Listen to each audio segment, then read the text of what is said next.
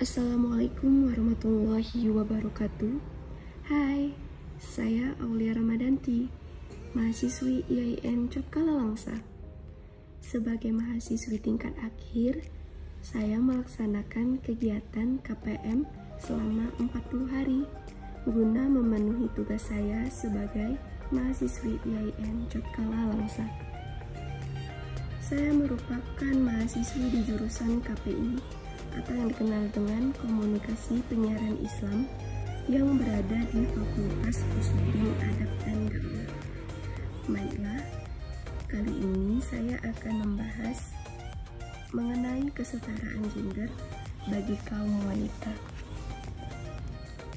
Kesetaraan gender, dikenal juga sebagai keadilan gender, adalah pandangan bahwa semua orang harus menerima perlakuan yang setara dan tidak didiskriminasi berdasarkan identitas gender mereka yang bersifat kodrati. Ini adalah salah satu tujuan dari Deklarasi Universal Hak Asasi Manusia yang berusaha untuk menciptakan kesetaraan dalam bidang sosial dan hukum, seperti dalam aktivitas demokrasi dan memastikan akses pekerjaan yang setara dan upah yang sama. Dalam praktiknya, tujuan dari kesetaraan gender adalah agar tiap orang memperoleh perlakuan yang sama dan adil dalam masyarakat, tidak hanya dalam bidang politik, di tempat kerja, atau bidang yang terkait dengan kebijakan tertentu. Sayangnya, di kehidupan nyata, masih banyak perlakuan yang diskriminatif terhadap salah satu jenis kelamin, terutama perempuan. Ketidakadilan dalam perlakuan juga membuat suatu ketimpangan sosial di masyarakat yang akan berdampak pada pewarisan perlakuan tersebut secara terus-menerus. Sebagai generasi penerus bangsa yang menginginkan perubahan yang lebih baik, maka kita perlu mengetahui dan memahami apa saja bentuk ketidakadilan gender di lingkungan sosial, terutama untuk kaum wanita. Yang pertama mengenai subordinasi atau menomorduakan perempuan. Seseorang berhak meraih kesempatan yang sama dalam politik, ekonomi, sosial, pendidikan, jabatan, dan karir. Memprioritaskan penyerahan jabatan kepada seorang laki-laki daripada perempuan yang juga memiliki kapabilitas yang sama adalah salah satu contoh ketidakadilan. Tidak hanya menomorduakan, pandangan superioritas terhadap laki-laki untuk sebuah jabatan tertentu harus diubah. Yang kedua, stigma negatif yang melekat. Anak perempuan sudah sewajarnya mudah menangis dan harus selalu diberi kelembutan dan pengistimewaan. Bagaimana dengan anak laki-laki? Ketika mereka menangis, mereka malah dianggap lemah atau cengeng, bukannya dianggap sebagai ungkapan emosi yang wajar dikeluarkan. Padahal pandangan seperti itu adalah salah, karena menggeneralisasikan satu sifat tertentu kepada semua orang. Pandangan atau label yang diberikan selama ini harus diubah, bukan? Dan membutuhkan pendewasaan untuk tatanan gender yang baik di masyarakat. Selanjutnya yaitu perlakuan tindak kekerasan.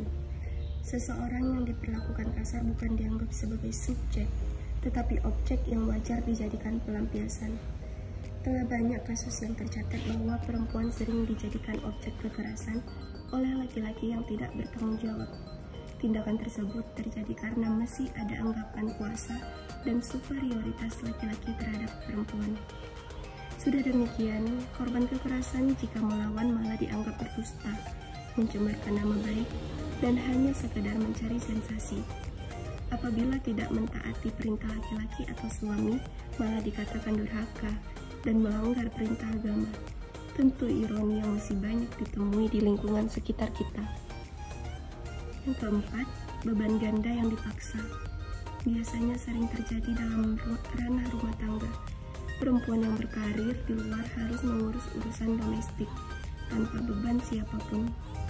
Pembagian kerja tanpa kesepakatan seperti ini masih sering dialamatkan kepada perempuan sebagai korbannya. bukannya malah saling membantu. Ada pula laki-laki atau suami yang tidak membantu urusan rumah tangganya sendiri. Bukankah rumah tangga itu dilandasi oleh dua orang yang saling bekerja sama? Bukan hanya perempuan, lelaki juga turut andil dalam memenuhi kebutuhan rumah tangga. Yang terakhir, marginalisasi terhadap perempuan. Proses atau perlakuan peminggiran seseorang khususnya karena perbedaan jenis kelamin masih terjadi. Kurangnya pemahaman seksualitas khususnya pada sistem reproduksi kerap menjadi sasaran utamanya. Misalkan, ketika seorang buruh pabrik perempuan hamil atau melahirkan, jika ia izin, tidak masuk bekerja bisa diancam potong gaji atau bahkan pemutusan hubungan kerja. Ironis sekali ya. Jadi, dari semua permasalahan tersebut adalah perlunya pendidikan seksualitas dan gender yang mumpuni agar generasi kelak tidak mewarisi sifat patriarki yang menindas, merasa superior, merasa rendah atau direndahkan. Kali ini saya sedang berada di Polres Aceh Tamiang, khususnya di Satuan Reserse Narkoba. Saya sudah membuat janji dengan salah satu polwan bernama Bribtu Ryan Arsda untuk saya tanyakan pendapatnya mengenai kesetaraan gender bagi wanita.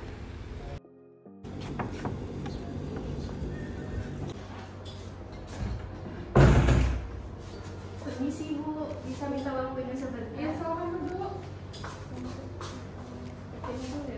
Ya Bu.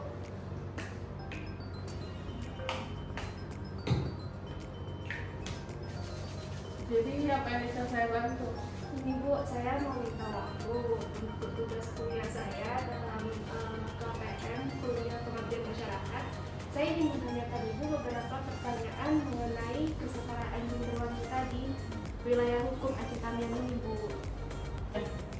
Gini Bu, saya mau bertanya sama Ibu. Menurut Ibu, apa sih itu kesetaraan gender? Jadi gini deh, menurut saya kesetaraan gender itu tidak adanya perbedaan perlakuan atau apapun antara pria dan wanita.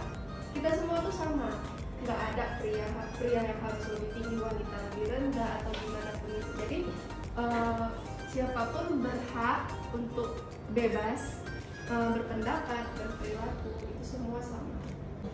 Untuk pertanyaan kedua Bu, sebagai seorang personel Polri dan juga ibu rumah tangga, apakah ada hambatan yang Ibu alami? Seperti membagi waktu antara pekerjaan dan keluarga. Kalau hambatan itu pastinya ada ya Dek, namanya kita kan juga dua hal yang kita kerjakan. Seperti pagi-pagi saya harus mengurus keluarga saya, belum lagi saya berangkat ke kantor, itu pasti ada. Tapi kita sebagai wanita, itu udah konsekuensi yang kita terima. Kita memilih berkarir, tapi kita juga punya keluarga. Bagaimana kita memanage waktu kita untuk membagi antara keluarga dan pekerjaan itu udah resiko lah yang kita tanggung sebagai wanita karir dan juga ibu rumah tangga. Ya Bu, apakah Ibu setuju dengan pernyataan bahwa wanita sudah dikodratkan untuk menjadi ibu rumah tangga saja, tidak usah menempuh karir atau pendidikan setinggi mungkin? Oh, saya kurang setuju itu deh, karena kita wanita memang kita butuh ya di rumah sebagai ibu rumah tangga tuh memang udah dibilang kewajiban lah. Tapi ini wanita itu juga bisa berkarir, berpendidikan, karena anak-anak yang kita lahirkan, anak cerdas juga berawal dari ibu yang cerdas. Kalau si ibu berpendidikan tinggi, kemungkinan juga bisa mendidik anak yang lebih baik. Tapi bukan berarti yang tidak berpendidikan tidak mendidik anak yang lebih baik ya. Cuman itulah plus minusnya kalau kita jadi rumah tangga, kita ada waktu 1 kali 24 jam untuk anak. Tapi yang kita bekerja ini, waktu kita mungkin agak sedikit ya untuk anak itu. Bisa 12 jam aja gitu untuk anak itu deh. Jadi jangan mematokkan wanita itu hanya di rumah saja. Wanita juga bisa berkarir, berpendidikan, itu semua bebas karena kita juga memiliki seperti yang saya bilang di awal tadi, kebebasan berkarir, berpendapat, berpolitik, semua itu sama antara lelaki dan wanita. Jadi wanita itu tidak harus di rumah saja ya Bu? Tidak ada harus. suami. Ya tidak harus menurut saya, karena kita juga bisa berkarya. Tapi berkarya dari rumah bisa juga sih sebenarnya, seperti kalau zaman sekarang online shop banyak deh kan dari rumah gitu. bisa juga. Tapi kalau berkarya di luar bisa juga, tapi juga ingat kodrat kita sebagai wanita, kita juga punya suami dan anak di rumah. Untuk nambah-nambah penghasilan ya. Untuk nambah-nambah penghasilan kan bisa juga bantu suami perekonomian. Selanjutnya ya Bu, apa yang Ibu lakukan sebagai seorang polwan yang berdinas di reserse narkoba? Apabila Ibu ada tugas di malam hari, Ibu harus meninggalkan suami dan anak Ibu. Apakah suami Ibu keberatan dengan tugas Ibu tersebut? Alhamdulillah deh ya, suami saya tuh pengertian, karena saya sudah bekerja sebagai polwan sebelum saya menikah dengan dia. Jadi sebelum nikah tuh sudah kami bicarakan kayak gitu, dan alhamdulillah ya itulah suami saya pengertian, karena namanya kita juga tugas negara, ada melakukan penangkapan di malam hari, itu tuh kita lakukan dengan ikhlas kayak gitu. Berarti alhamdulillah suami Ibu mendukung tugas Ibu. Alhamdulillah deh, karena rumah tangga itu dibangun atas kerjasama. Jadi suami dan saya juga harus kompak. Nanti kalau suami saya dinas malam, saya yang di rumah gitu. Pandai-pandai memanage waktu aja sih sebenarnya. Pertanyaan terakhir ya Bu, mohon maaf kalau saya agak lari dari satu minggu narkoba ya. Iya. Di sini mengenai kekerasan seksual yang banyak merugikan kaum wanita. Mereka sangat sulit untuk speak up atau melaporkan ke pihak kepolisian karena dasar tertentu. Bagaimana tanggapan Ibu mengenai hal tersebut? Tanggapan saya deh, sebenarnya ini korban seksual ini takut speak up atau melapor kepada pihak kepolisian itu ada berbagai alasan. Yang pertama seperti mereka takut ditanyai oleh pihak kepolisian mengenai kronologi kejadiannya seperti apa. Itu membangkitkan trauma mereka karena mereka yang mengalaminya langsung, dengan mereka mengingat-ingat ceritanya, kronologinya, jadi itu kayak mereka jadi trauma kembali. Dan yang kedua, dikhawatirkan, mereka khawatir dengan melapor kepada pihak kepolisian itu kan sebuah aib. Terkadang kan orang ingin menutup aibnya gitu. Apalagi di Indonesia ini atau di kalangan kita ini, korban seksual tuh aibnya tuh sangat malu ya, kalau kita bilang sangat malu lah kayak gitu. Jadi apalagi bagi kaum wanita, jadi harga diri mereka gitu, apalagi mohon maaf yang sampai hilang perawannya gitu kan. Jadi mereka tuh malu dan mereka takut aibnya tersebar. Padahal kami dari pihak kepolisian pun tidak akan menyebar aib mereka, karena kami sangat menghargai privasi masyarakat yang sudah mau melapor kepada kami begitu. Saran saya sebagai seorang polwan, korban seksual ini, orang-orang yang dekat dengan korban seksual ini, coba dampingi dia gitu. Ajak dia bicara dan dorong dia untuk speak up dan melapor kepada pihak kepolisian. Pokoknya dampingi terus. Orang-orang ini yang sudah trauma butuh dukungan penuh deh kayak gitu. Atau bisa bawa untuk mengembalikan psikologi dia, bawa ke tempat terapi psikolog kayak gitu, supaya mereka lebih tenang atau bagaimana lah gitu. Terima kasih atas waktunya Bu, telah menjawab semua pertanyaan dari saya. Iya. Saya mohon maaf kalau kata-kata saya ada yang menyinggung perasaan Ibu. Ya Bu, saya juga mohon maaf ya deh kalau misalnya kurang puas jawaban dari saya. Terima kasih banyak Bu, saya mohon izin kembali Bu. Assalamualaikum.